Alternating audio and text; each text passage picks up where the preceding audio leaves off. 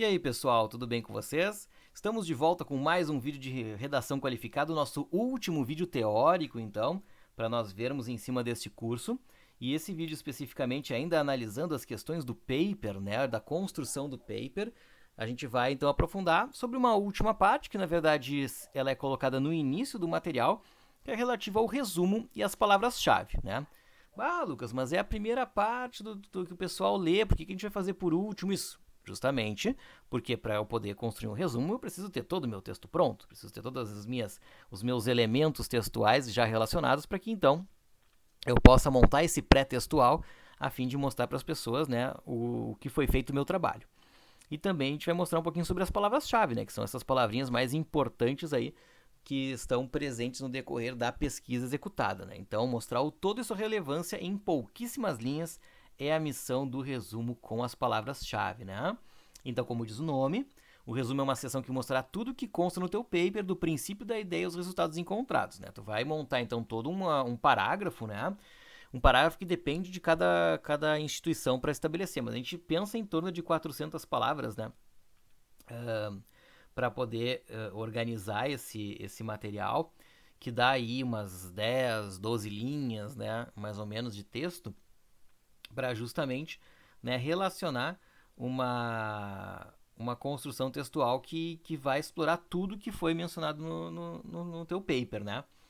400 palavras talvez seja um número meio exagerado, talvez eu tenha forçado aqui um pouco, mas se tiver essas 10, 12 linhas aí de texto que contemple as partes que vão ser enunciadas daqui a pouco, a gente tem já um material bem adequado, né, para essa construção de texto, tá bom? Então, o resumo, né, como diz o nome, ele vai mostrar o todo bem objetivamente, né, e bem sinteticamente sobre tudo que foi feito. E aí vocês têm as palavras-chave, que são aquelas palavrinhas mais importantes, as mais relevantes na construção do teu material, aquelas que norteiam a caminhada do teu trabalho, certo? Então, como é que a gente compõe a estrutura? A gente comentou antes que o resumo ele é um parágrafo, né? Então, ele é um parágrafo que responde algumas perguntas. Olha essas que estão aí colocadas, né? Do que trata o texto, então tu vai responder especificamente qual é que foi o teu tema selecionado, né? Como é que tu fez essa montagem de trabalho. O presente trabalho trata sobre o tema assim, assim, assado, não sei o que, não sei o que. Tá? Aí depois quais são os embasamentos, tá? Qual é a sustentação teórica que tem esse material, né? A temática foi pensada a partir da teoria de fulano e de Beltrano que destacam não sei o que, não sei o que, não sei o que. Bem sinteticamente. Como foi produzido o material, né? Aquilo que tu montou lá na tua metodologia, tu vai aproveitar um pouquinho aqui agora, né? Foi feita uma pesquisa bibliográfica e uma análise de uma entrevista a partir de... Como foi a análise dos dados, né? O confronto de informações entre a teoria e a prática foi feita por meio de um estudo assim, assim, assado, né? Que mostrou tal coisa. E aí no final que conclusões chegaram, né? O trabalho então pôde mostra que tal evolução acontece assim, tal situação acontece assado, tal não sei o que, não sei o que. Então tu tem que explorar tudo o que acontece no teu trabalho, do princípio ao final, para chegar nessa parte. Tá? Então é um parágrafo, 10, 12 linhas, respondendo essas perguntas, tu tens um resumo pronto. Tá? E as palavras-chave? Normalmente se coloca de 3 a 5 termos, 3 a 5 expressões, né? Mas é melhor que sejam palavras-chave. Por exemplo, os meus acadêmicos eles têm o hábito de colocar expressões, né? Então coloca lá ensino superior, ponto, né? Como uma expressão-chave. Não está errado, não é um problema, mas a solicitação normalmente de palavras-chave, né? Então uma palavra que traga essa informação, né?